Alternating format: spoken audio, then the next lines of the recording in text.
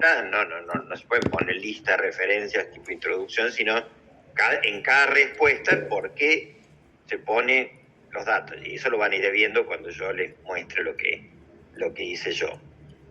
Y la pregunta 15, que es una pregunta que ya van a ver, que contiene es como una especie de planificación, de decir, ¿cómo haría usted para mejorar la sustentabilidad de esta publicación, que puede ser buena ya, pero eso es bastante creativo? O sea, uno puede decir, bueno, tengo que hacer distintas cosas, usar energía solar para tal etapa del proceso, usar tal otro material, usar un método distinto para hacer lo mismo. Obviamente el final tiene que ser el mismo, tiene que ser la misma concepto, o utilizar un material alternativo que tenga propiedades similares o mejores y que pueda ser fabricado de una manera más simple. Eso de vuelta, con figuras, con lo ideal es con referencias de los métodos. Hoy en día es relativamente fácil buscar posibilidades para hacer lo mismo, pero de vuelta explicado, no simplemente puesto ahí, sino explicado por qué considero que son útiles. No significa que tienen que ser fantásticamente mejores que el paper, pero tienen que ser opciones, porque vamos a ir viendo que en toda publicación siempre hay una especie de crítica de, bueno, está bueno por este lado, pero tiene otro, lo que yo siempre les digo, que hay lo que se llama trade-off, o sea, compensaciones de un lado con otro, en el sentido que mejoramos una parte, pero empeoramos otra. Bueno, ¿cómo se puede saltar esa barrera? Entonces, fíjense, por ejemplo, yo les muestro ahí en la carpeta donde yo tengo lo que estoy usando, y hay una cantidad está el paper, esto marcado es la publicación que yo usé, pero después todas estas otras, hay otras que son archivos de esto que estoy hablando, de Word o de PowerPoint en este caso, que ustedes no tienen por qué hacer, obviamente, solamente tienen que terminar con la evaluación final esta con el archivo Word. Pero todos estos PDF son otras publicaciones, que pueden ser, han sido referencias del paper, algunas, no todas las referencias. Lamentablemente en muchos casos uno no tiene acceso, capaz que usted tiene mejor acceso que yo, pero bueno, uno intenta buscar, y bueno, si no tiene acceso a esa, intenta buscar otra que me dé similar o que me fundamente similar. En algunos casos, bueno, es complicado porque, bueno, si no tengo acceso, bueno, me tendré que arreglar con lo que pueda.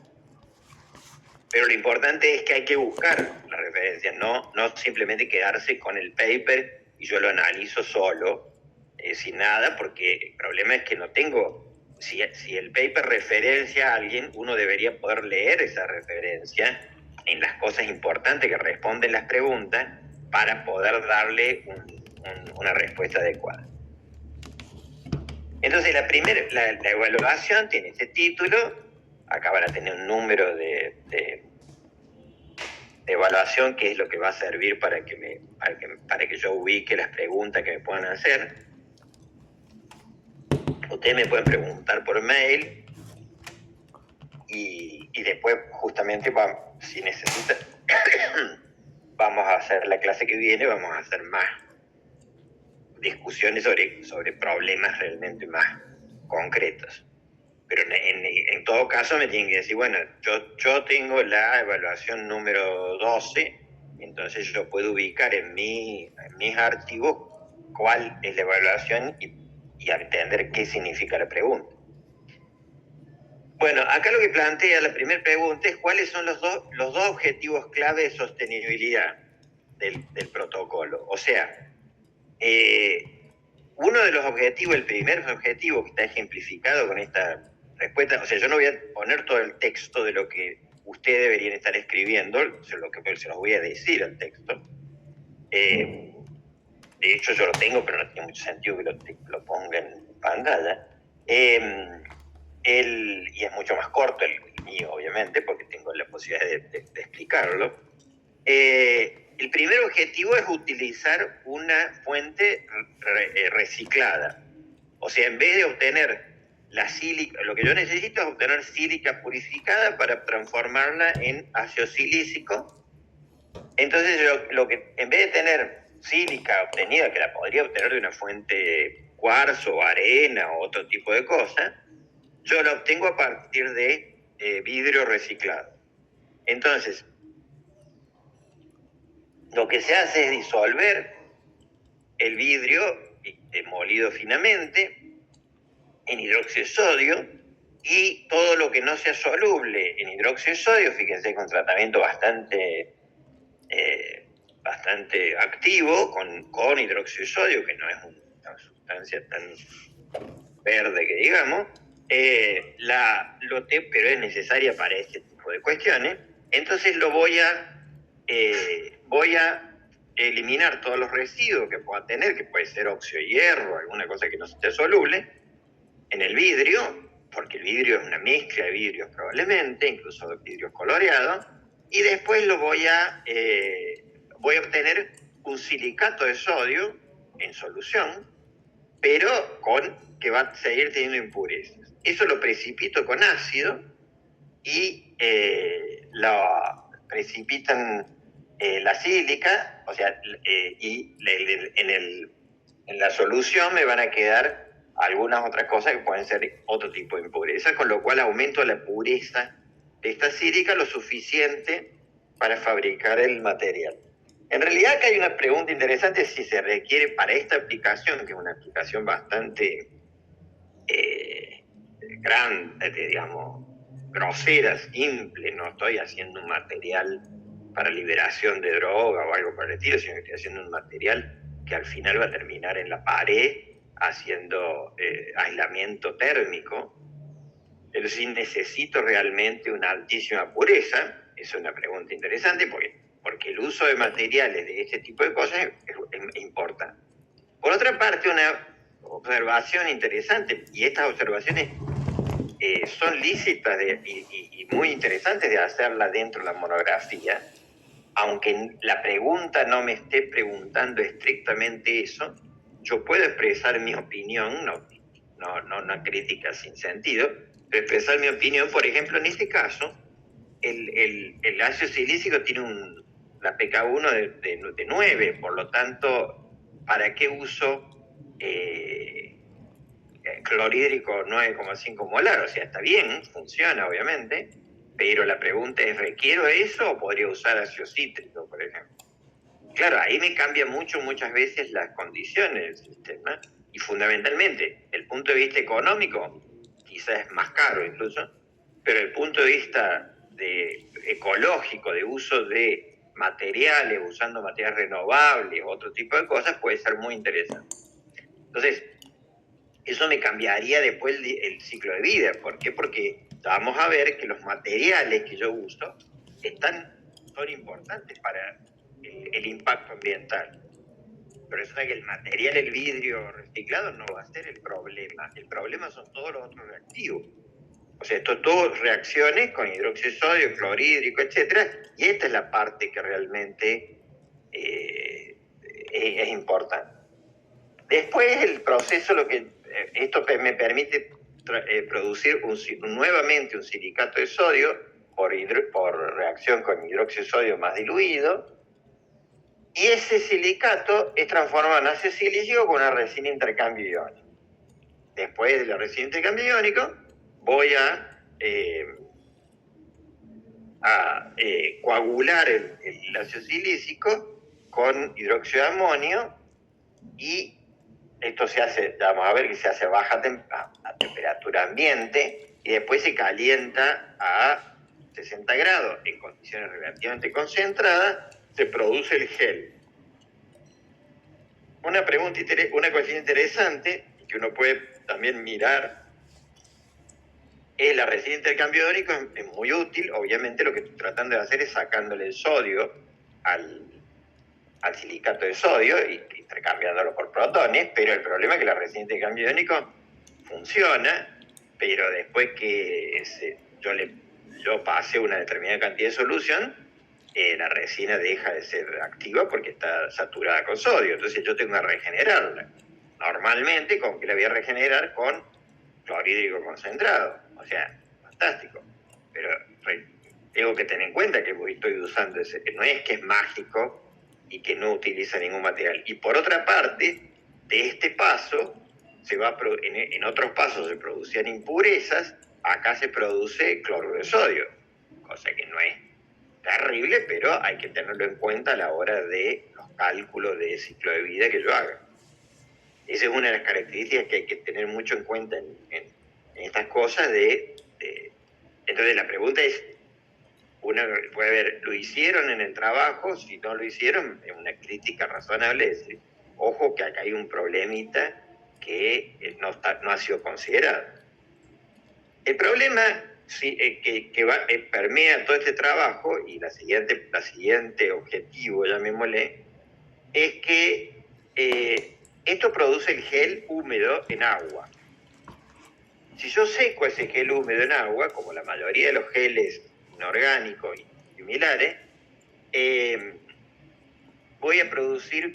va a producir un colapso de la estructura y voy a producir una estructura poco porosa y fundamentalmente con poros totalmente cerrados, por lo tanto no es activa para ninguna aplicación, y al ser poco porosa no tiene buenas propiedades de conducción térmica, no es que es aislante térmicamente. La razón por la cual el material, el aerogel es aislante térmicamente es justamente porque tiene aire retenido dentro del material.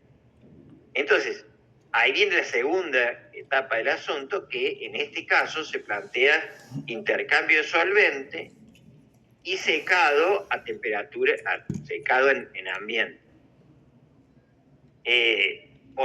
Porque justamente si uno se fija en el título, se plantea este tipo de cuestión. Porque ¿cuál es el mecanismo? Este es el mecanismo. Uno tiene la solución original, la gela, la envejece generalmente en el tiempo para que polimerizar en última instancia, inorgánico, prepolimerización, y después le hace un intercambio de solvente y al final lo seca. Este paso es muy importante porque este es el cumplimiento del otro objetivo, que es reemplazar el secado por líquido supercrítico. O sea, este material se inventó en realidad en la década de 1930 usando secado por líquido supercrítico. Por ejemplo, el más común, dióxido de carbono supercrítico. ¿Por qué usar líquido supercrítico? Por el problema del menisco. O sea, en un sistema poroso, o en cualquier sistema, obviamente, en un vaso con líquido, cuando se evapora, se forma un menisco en la interfaz entre el gas y el líquido. Ese menisco está formado por justamente la tensión superficial, y la del agua es muy alta, con lo cual realmente ese menisco ejerce una fuerza mecánica sobre las paredes. En un vaso de vidrio no pasa nada, pero en un poro que es muy pequeño, esa tensión en el menisco, cuando se va produciendo la evaporación, produce el colapso del poro. Entonces, una manera obviamente perfecta de resolver ese problema es no tener interfase líquido-gas. Y la manera de no tener la interfase líquido-gas, cuando uno tiene líquido, algo similar al líquido dentro del sistema, es justamente usar lo que se llaman líquidos supercríticos, o sea, un líquido a presiones y temperatura que está arriba del punto crítico, se comporta físicamente como si fuera un líquido, pero no tiene interacciones entre las moléculas fuertes, por lo tanto no hay tensión superficial.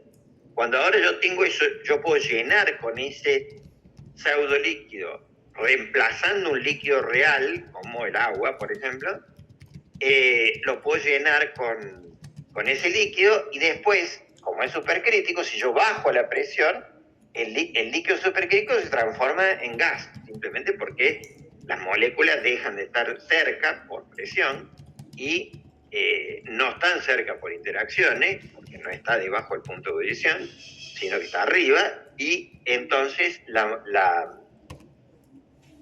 ¿cómo se llama? El gas se expande, pero nunca hay interfase y por lo tanto no se produce el problema de no se produce el problema del colapso del gel. Si el gel colapsa, pierde la porosidad, se forma lo que se llama un cero gel que tiene baja porosidad.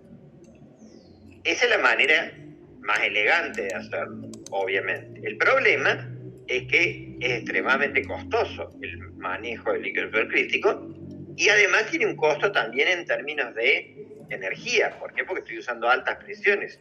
Caso de dióxido de carbono, arriba de 75 atmósferas.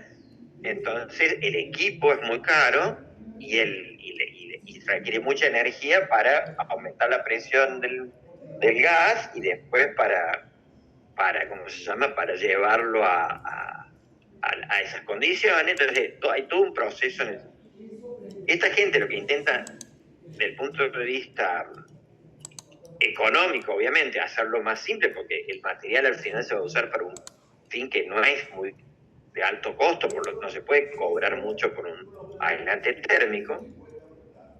Entonces plantea una alternativa. ¿Qué pasa? ¿De dónde sale el menisco? De la tensión superficial de la interfase líquido con gas. Si las moléculas tienen interacciones fuertes entre moléculas, tienen una tensión superficial fuerte. Por ejemplo, el agua. ¿Por qué? Porque tiene puente hidrógeno entre moléculas de agua. En cambio, moléculas que tienen, como los alcanos, no tienen tensiones superficiales muy grandes. En este caso, por ejemplo, lo que está planteado acá, que es una versión moderna, es si yo uso hexano, por ejemplo, el hexano va a evaporarse físicamente de líquido a gas, pero la fuerza del menisco, la tensión superficial en el poro va a ser relativamente baja. Por otra parte, lo que este trabajo que es interesante, en realidad hay una especie de frente de evaporación, o sea que hay todo un cambio acá y va a haber algún tipo de transformación, pero que no sea colapso absoluto. Ahora, el problema de usar hexano es que tengo que hacer cambios solventes. ¿Por qué? Porque no puedo, si yo tengo el gel acá, lo tengo en agua, lo fabriqué en agua. Entonces, si yo no puedo ponerle hexano porque el hexano es invisible con el agua. Entonces, ¿qué tengo que hacer? Y cambiar el solvente a un solvente intermedio que no sea miscible, que sea miscible con el agua, y que también sea miscible con el hexano. En lo normal, que se usa etanol, por ejemplo, se pone primero etanol a agua para aumentar la concentración de etanol y después se pone etanol puro, etanol absoluto, se desplaza la mezcla de etanol agua, entonces queda etanol absoluto y ese sí es miscible, el etanol absoluto es miscible con hexano. Entonces ahora yo puedo meter hexano. Ahora, esos cambios de solvente, primero estoy usando un solvente. El hexano, ya vamos a ver, es tóxico, es inflamable, no es muy simpático ni muy verde, que digamos. Entonces, por otra parte, no es cierto que en esos cambios solventes sea simplemente un movimiento físico. También, como se muestra acá, también cuando yo quiero hacer un cambio solvente, voy a tener un frente de solvente del nuevo solvente con respecto al viejo, que va a ir intercambiando, van a cambiar las concentraciones localmente, va a haber un cierto esfuerzo físico, o sea que algo de colapso va a haber, pero va a ser más limitado. Fíjense, la aplicación normal de los aerogeles sílica ha sido la parte transparente y al mismo tiempo aislante térmico. Bueno, ¿para qué sirve esto? Bueno, por ejemplo, para una ventana de un horno, por ejemplo, en el cual yo quiero que no pase mucha energía térmica, pero que sin embargo yo pueda ver adentro del horno. Entonces, ahora, hay que tener en cuenta a nivel de todo el paper que todo el planteamiento tiene estos dos objetivos. Uno, cambiar la arena, por ejemplo, por vidrio, con lo cual voy a mejorar mi escasez de recursos, la depleción abiótica que se llama oficialmente. ahí hay una primera observación de que la cantidad de arena en el mundo no es precisamente limitada, con lo cual, y además hay hasta sílica pura como el cuarzo, con lo cual no es tan grave, no es que es imprescindible usar vidrio reciclado. La segunda es usar este método, obvio que es muchísimo más económico y usa mucho menos energía que el método de secado líquido supercrítico, pero usa solventes tóxicos y probablemente inflamables. Entonces, de vuelta, estoy compensando una cosa con la otra, depende del sistema y ya vamos a ver que depende también de la posibilidad de reciclar esos solventes. Si yo no los reciclo es muy complicado. Si yo los reciclo en un alto grado, la cosa puede ser más interesante. Entonces la segunda pregunta es, según la introducción, ¿por qué es interesante, cuál es la justificación de la necesidad de este material?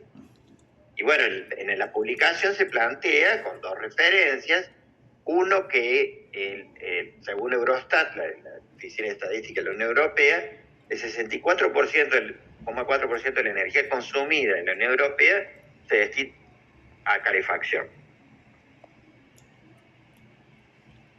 Con lo cual, se requiere algún tipo de aislante para mejorar el perfil, fundamentalmente ustedes ven el paper, de los edificios antiguos. Esto es muy específico, hay que tener también en cuenta de la Unión Europea, porque en otro lugar del mundo quizás se utiliza menos energía para calefacción porque el clima es distinto, y por otra parte el tipo de construcción también es diferente. O sea, en muchos lugares de Europa el tipo de construcción permite, por ejemplo, de alguna manera inyectar este tipo de sustancia y mejorar la capacidad de aislamiento de las paredes. Pero si uno tiene una pared, por ejemplo, al menos en Argentina, una pared ladrillo tiene una determinada capacidad de aislamiento y la única manera de mejorarla sería ponerle una cubierta exterior de este tipo de materiales, lo que llevaría a otro tipo de aplicación. La otra que es interesante, que los aerogeles de sílice son muy buenos aislantes. Por ejemplo, se puede utilizar, tiene una cantidad térmica extremadamente baja, de 12 a 20 milivatts por metro Kelvin, mientras que la lana de roca, que es una alternativa, tiene 33 a 34, o sea, conduce más. Sin embargo, acá también de vuelta hay una observación de que la unidad, obviamente, como conducta térmica, es inversamente proporcional al espesor de la capa. Y bueno, si es muchísimo más barato la lana de roca, acá poniéndole 3 veces el espesor, que tampoco debe ser tanto, yo lograría el mismo efecto, ¿no?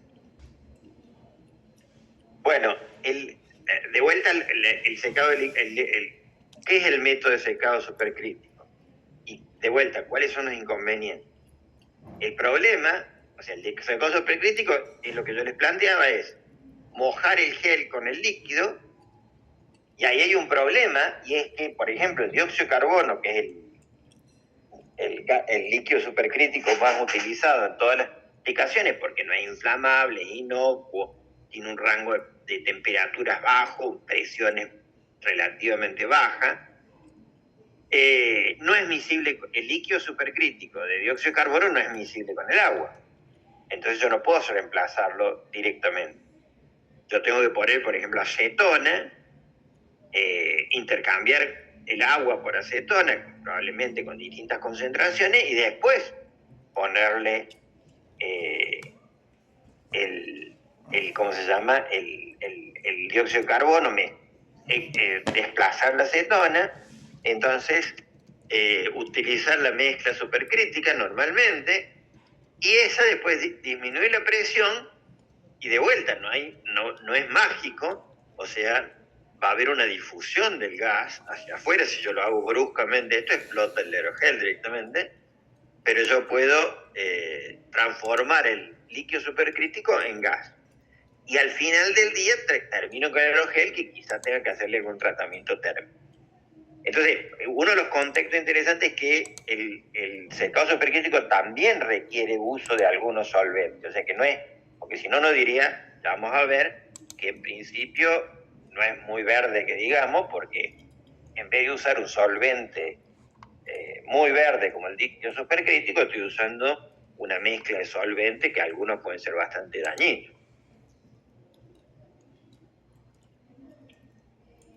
Entonces, el otro, bueno, que es el análisis de ciclo de vida y cuáles fueron los límites del sistema. Eso está explícito en una figura en el paper. El análisis de ciclo de vida es de vuelta el inventario de todas las contribuciones positivas y negativas hacia el impacto ambiental. Los límites del sistema, esto se hizo de la cuna a la puerta, no se hizo de la cuna a la tumba. Ni tampoco, obviamente, porque no reciclado de la cuna a la cuna. ¿En qué sentido? Esto utiliza el input del vidrio reciclado, los distintos productos químicos, que es ahí donde aparece el problema, produce residuos y químicos y sólidos, utiliza energía como electricidad y produce el aerogel y eso se va a usar. Entonces, ahí aparece la posibilidad de reciclar. Si yo lo uso el aerogel y después dejo de usarlo porque demuelo la casa, lo que fuera, podría reciclar el aerogel directamente, porque si es un material de tipo relleno, no tengo por qué hacerlo todo de vuelta, o si contiene algo que no me interesa, también podría usarlo como una especie de pseudo vidrio, reciclándolo al comienzo del sistema. Y la alternativa es que ese aerogel usado lo elimine de distintas maneras. Acá se plantea. Ahora, esta parte, fíjense, ya lo vamos a ver en otra pregunta, está fuera de los límites del análisis de ciclo de vida. Y esta parte también. O sea, cuánta energía yo voy a usar para transportarlo hasta el lugar de uso no está considerado. Y en el reciclado tampoco. Tampoco están consideradas otras cosas auxiliares, como que estos materiales no se ponen solos, sino se ponen con un binder que puede ser cemento, qué sé yo. Entonces, bueno, este tipo de cuestiones. Y tampoco está considerado la parte de disposición final.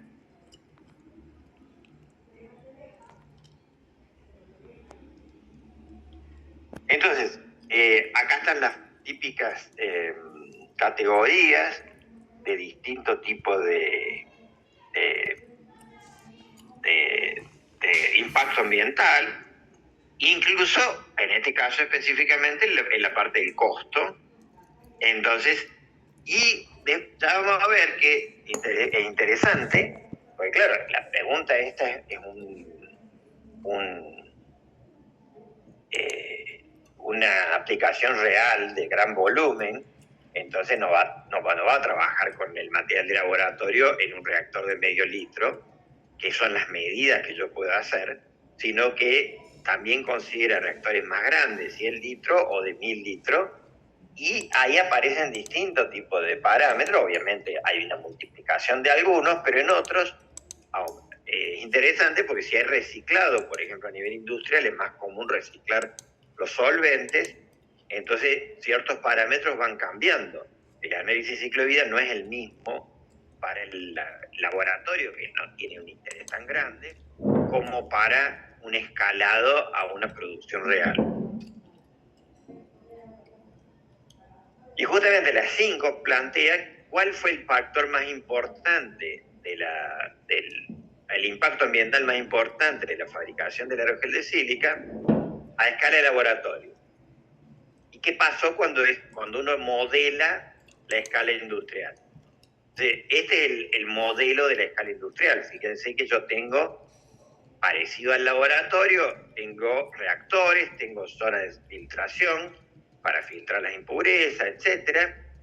O sea, reactor de disolución. Acá estoy ingresando ya con el vidrio, obviamente, y tengo todos los mismos pasos que tenía discutido antes, Y al final tengo el silicato de sodio, lo meto en la columna de intercambio y hago la gelación para producir el polvo de aerogel, que después voy a secar, pero acá tengo el intercambio solvente, o sea, tengo los solventes y el secado, que va a ser una evaporación del solvente. Ahora, esta parte está puesta de esta manera porque los solventes en la parte industrial se considera que se pueden reciclar hasta un 95%, con lo cual me cambia el perfil del uso, pero también el reciclado consume energía. Yo no reciclo en el laboratorio, no la consumo, pero produzco más desecho y consumo más material químico de partida. Y ese es el cambio.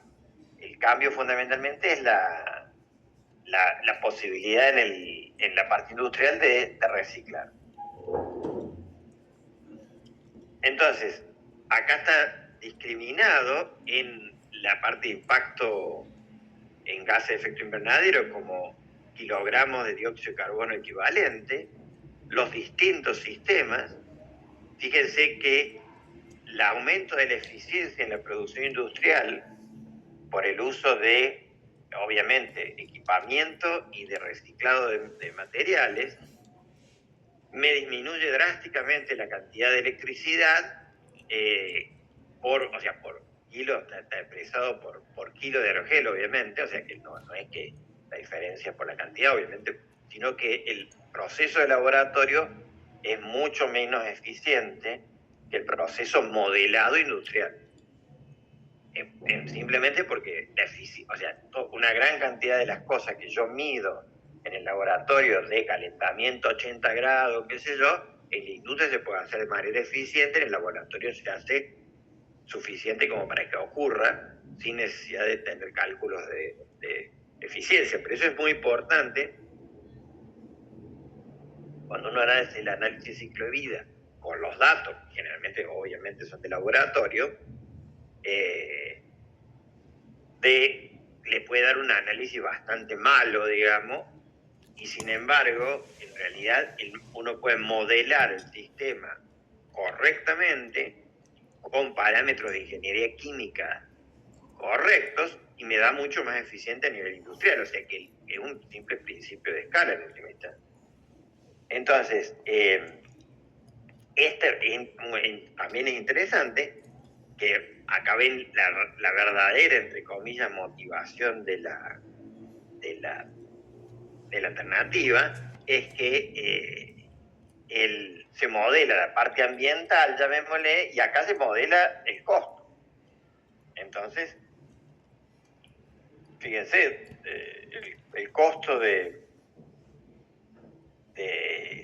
producido en laboratorio es superior a 80 euros por kilo, mientras que el costo de lo producido industrialmente sería del orden de 10 euros por kilo, que capaz que todavía es alto, pero este es absolutamente imposible de utilizar para esta aplicación. O sea, ahora si la aplicación es otra de un horno de alta temperatura o el transbordador espacial, obviamente es muchísimo más razonable utilizar este tipo de valores. Pero acá se plantea el costo porque en realidad la diferencia más grave con el líquido supercrítico no es que sea mucho más verde el uso de solventes, sino que es muchísimo más caro el secado por líquido supercrítico. Más de un material masivo. El secado por líquido supercrítico se hace para extracción de cafeína de alimentos, del café, para cosas muy farmacéuticas, etcétera, cosas muy particulares donde tiene altas ventajas, pero el costo no es tan importante. Esto es una commodity en realidad. Bueno, la 6 es qué supuesto clave se realizó en el modelo de escalado con respecto al uso de solvente y de las etapas. Y justamente esto es lo que yo les estaba planteando. Acá se plantea el hecho de que yo reciclo solventes. O sea, entonces yo puedo reciclar hasta un 95% los solventes, con lo cual la cantidad de químicos que yo utilizo es menor y la cantidad de energía puede ser un poco mayor, porque para reciclarlo generalmente tengo que destilarlo, pero puedo realmente no utilizar una cantidad de solete y tampoco producir desechos. En cambio, en la aplicación de laboratorio yo tengo desechos.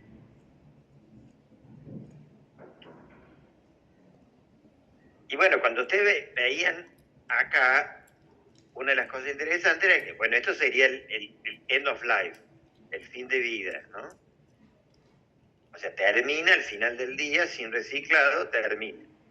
Entonces, ¿qué escenario de fin de vida útil se consideró en el estudio para el aerogel y cuáles fueron las observaciones iniciales sobre el impacto? Bueno, el escenario, tanto en económico como en dióxido de carbono, en realidad, en este caso específico, la necesidad de producción ¿cómo se llama? Del material, uno puede plantearlo como que lo va a usar lo va a incinerar o lo va a usar en un enterramiento. En realidad esto es un equivalente de una arena sofisticada, y que no contiene nada tóxico, ni siquiera ha sido usado para filtrar algo. Entonces, no es que realmente tiene un problema de residuos. Al revés, se puede usar perfectamente como carga de cemento y obtener un valor del producto. Por lo tanto, es negativo en realidad la disposición final. Mientras que la producción consume energías y, fíjense, este es el valor de la parte modelada industrial, pero produce dióxido de gases de efecto invernadero durante la producción, o sea, no es.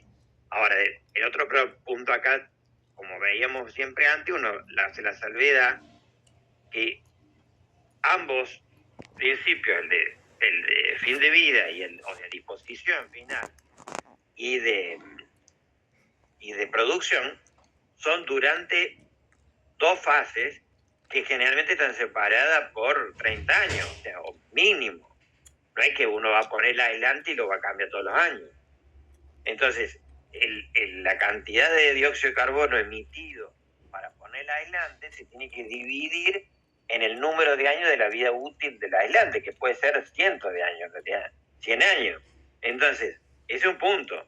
Y por otra parte, la parte positiva del proceso, o sea, la parte verde del proceso, es que al yo aislar la casa, voy a consumir menos energía todos los años.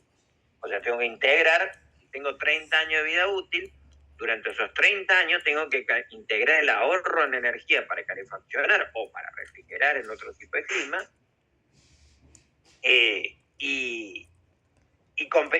y ver la emisión de gases invernadero que se produciría si no se hubiera puesto el aislante, y entonces compararlo con este número, dividido por los años de la vida útil, con lo cual es lo más probable que el balance sea totalmente positivo, o sea un ahorro real. Y en el caso específico del ciclo de vida, bueno, ¿qué etapa de producción fueron las que identificaron como que tienen una mayor un mayor impacto ambiental, aparte de la electricidad? La principal es la electricidad. ¿Por qué? Porque es el proceso, produce dióxido de carbono de vuelta. Eso depende de la mezcla eléctrica que tenga. Si la mezcla eléctrica tiene electricidad por carbón, obviamente que no va a ser muy verde, pero si la electricidad es hidroeléctrica o renovable de otro tipo, o nuclear, qué sé yo, va a tener renovabilidad. Además de eso, la segunda es materiales. O sea, no hay emisión directa durante el proceso. No hay un proceso como el de fabricación de cemento, donde se producen emisiones intrínsecas más allá de la energía. En cemento yo tengo que calentar el material, es parecido, es un cerámico, lo tengo que calentar. En la misma fabricación del vidrio, bueno, en la fabricación del vidrio uno lo calienta, funde, consume energía y produce dióxido de carbono, produce gases de efecto invernadero. Pero en el cemento produce gases de efecto invernadero durante la fabricación, aunque yo lo hiciera con energía solar en la fusión, voy a producir gases de efecto invernadero porque estoy haciendo una calcinación produciendo dióxido de carbono. En cambio acá no, acá es simplemente un uso directo de la energía.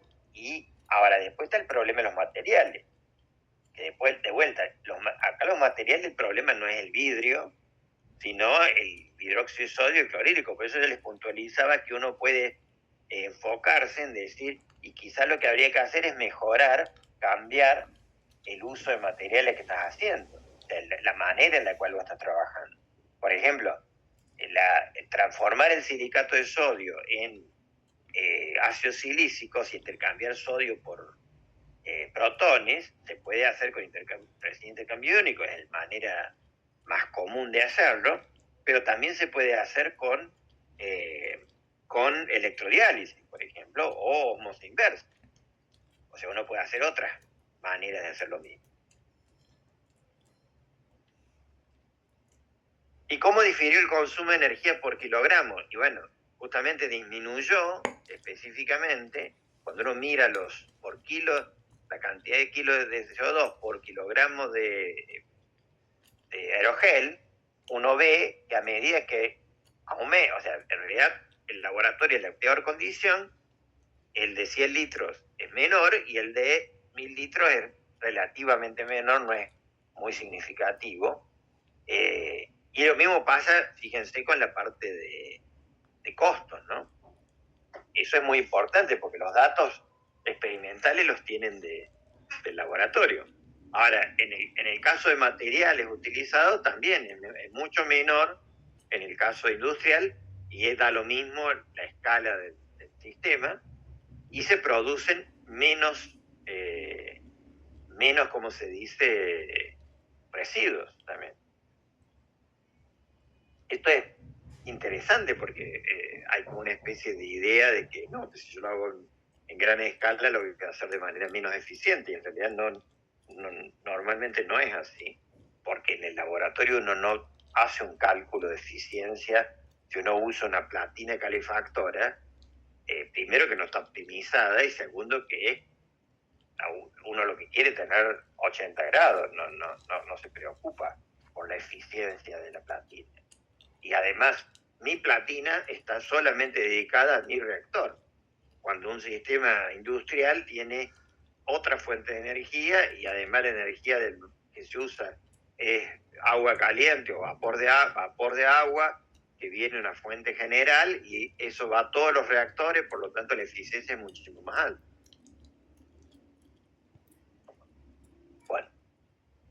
Bueno, como muchos trabajos científicos más modernos, tienen comparaciones con distintos,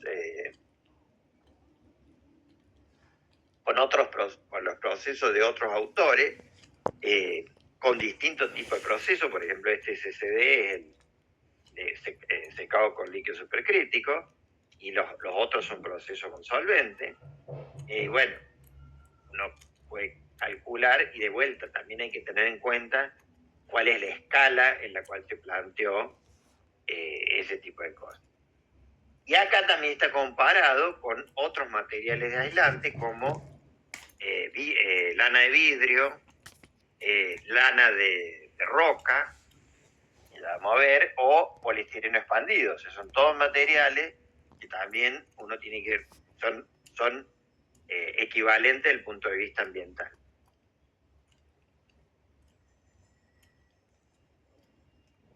Bueno, y acá las preguntas más generales que van a ver que las tienen todos en forma general, porque estos son los que están más vinculados con los distintos temas del curso, todos aquellos que han cursado todo el curso completo. Una pregunta es ¿qué contaminaciones ambientales origina el proceso estudiado? Y bueno, si utiliza hexano como solvente de evaporación, en algunos de los trabajos se usa heptano para evitar esto. El hexano específicamente es inflamable y es un tóxico, es un neurotóxico, o sea que es un material. Sin embargo, se usa generalizadamente en la extracción de aceite comestible. pero es un material muy difícil de manejar desde ese punto de vista. Ahora, ¿por qué necesito usar hexano? Y porque necesito un material con baja tensión superficial, entonces tiene que ser generalmente un alcano que tiene que ser volátil además. Entonces no puedo usar, esto se reemplaza con heptano, se podría reemplazar con pentano también, pero la manera de manejarlo sería muy complicada porque el pentano ya es poco, es gas a baja temperatura. Entonces, bueno, tengo que tener este tipo de cuestiones. Además, necesito los otros solventes, que ahí habrá que comparar si tengo que usar acetona, alcohol, si lo puedo reciclar, etcétera, etcétera. Hay un problema también con el reciclado porque ¿cómo se llama? El etanol es, digamos, el reciclado. Si yo hago un intercambio de solvente, termino con solventes contaminados con el otro solvente. O sea, por ejemplo, al principio yo le voy a tener que poner, supongamos que yo tengo AC de etanol agua, voy a terminar con etanol contaminado con agua, que no es lo mismo que el etanol absoluto, o sea, tengo que secarlo, transformarlo en etanol absoluto, si no, no puedo reciclarlo. Y el hexano es lo mismo, yo estoy poniendo hexano y ya tenía etanol, perdón. Cuando yo le pongo el hexano, voy a hacer una mezcla etanol rica en una mezcla de hexano rica en etanol. Voy a lavar con eso y después voy a poner etanol puro, pero en la realidad nunca lo puedo secar. Entonces, ¿qué significa? Y que produzco una serie de mezclas de solvente, quiere decir que tengo que separarlo, por eso requiero destilación que consume energía y que tiene una cierta eficiencia, no es que fantástico, se puede hacer sin ningún problema. Y después, ¿qué contaminaciones ambientales elimina o disminuye?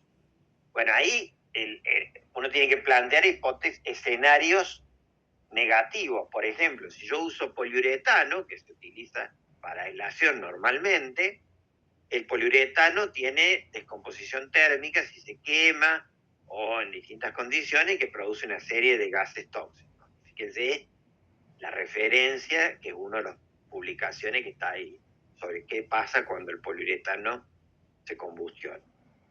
Y la otra era la lana de piedra, por ejemplo, que es en realidad piedra fundida, se la hila de manera, pero a 1650 grados, o sea que la cantidad de energía que se requiere para producir ese material es muy alta.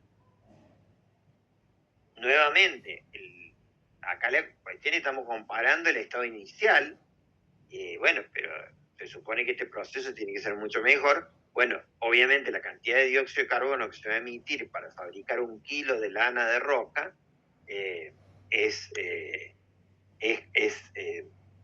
muy grande. Lo del kilo también es interesante. ¿Por qué? Porque obviamente alguna unidad hay que tener, pero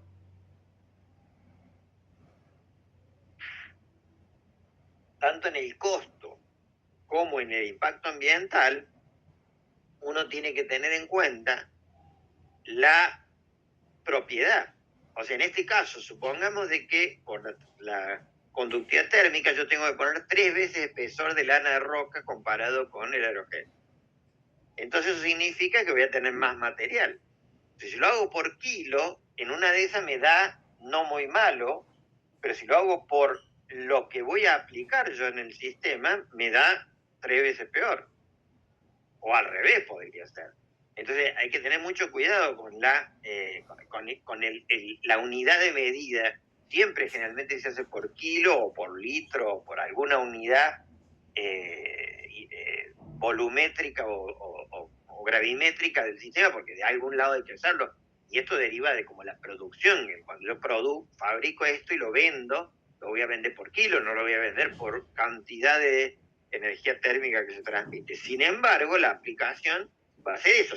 En este caso, es interesante conocer el parámetro de diseño de entrada, que dice que es más o menos 3 veces la lana de roca comparado con el aerogel. Si fuera 100 veces el aerogel mejor que la lana de roca, cosa que podría en alguna propiedad hacerlo, eso implicaría de que, obviamente, aunque fuera caro, como tengo que poner una cantidad infinitesimal de material, funciona. Entonces, esa es una cuestión que no se plantea en el trabajo, pero que uno siempre tiene que tener cuidado para la aplicación real, porque si no, digamos que le dan los números bonitos, pero no realmente no significan lo que uno espera. Bueno, la pregunta 13 es, ¿qué objetivos de desarrollo sustentable se cumplirán? Fíjense que esto ya metiéndonos en el curso, ¿no? O sea, que hay que repasar los conceptos que vimos y cómo los fuimos viendo en las cuestiones más en detalle, no solamente en el número, sino en el detalle cómo pueden tener que ver. En mi opinión, porque esto es una evaluación obviamente, el primero de todo es energía asequible y no contaminante, pues justamente lo que yo estoy haciendo es disminuyendo el consumo de energía, con lo cual, incluso en algunos casos, lo puedo disminuir a valores casi cero. O sea, hay una evaluación muy interesante que en Alemania hay un instituto de público-privado, ¿Qué va a en salir? realidad privado, Ya.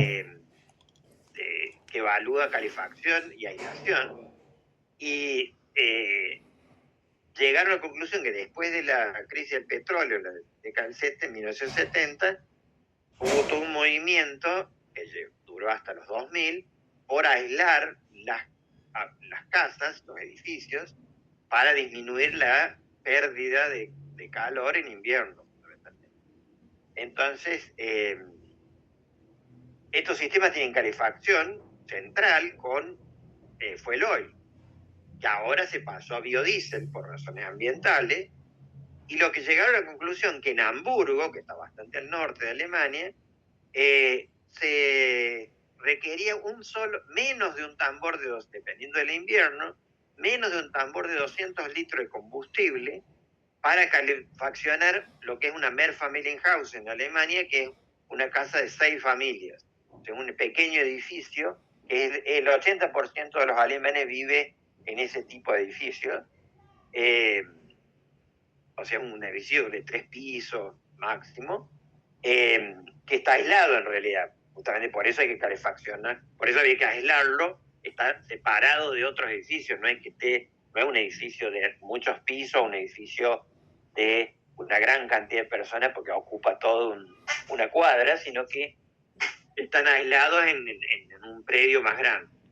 Y o sea, un tambor de 200 litros de hecho se les producían problemas logísticos, que casi se producía más contaminación con la provisión de combustible que el propio combustible. Y por otra parte, cuando había sugerencias, por ejemplo, de poner gas natural, dijeron, bueno, pero ojo que el gas natural, si es para calefacción, la construcción de las cañerías de gas natural hasta todo el edificio va a ser más, no se va a financiar ni económica ni ecológicamente nunca, porque el consumo es muy bajo.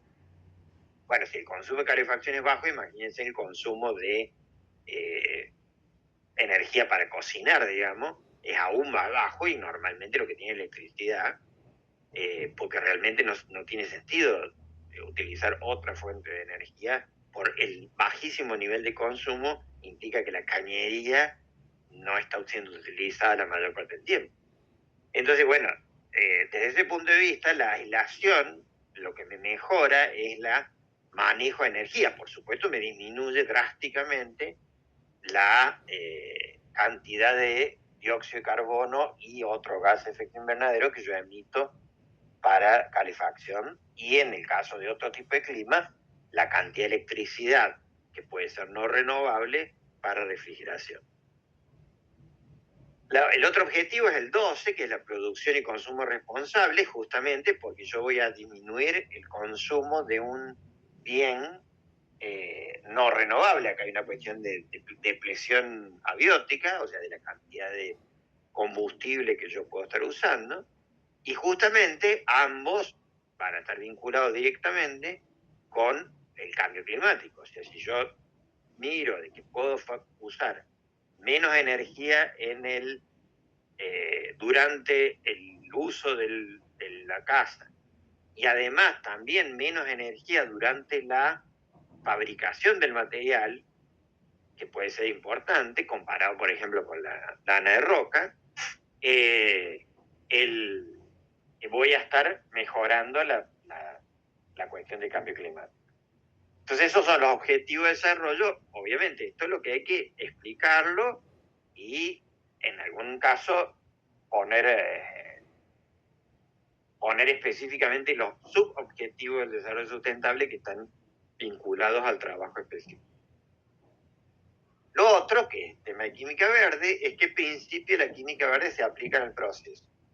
Por un lado, la prevención de la creación de residuos, específicamente al usar el reciclado del material, diseñar para la eficiencia energética, justamente porque yo estoy mejorando mucho el sistema, pero, y acá viene la parte interesante, porque uno siempre tiende a mostrar ejemplos donde el sistema es más verde que otra alternativa. Acá, en realidad, si yo comparo el secado con líquido supercrítico para fabricar el aerogel con el secado por intercambio solvente, en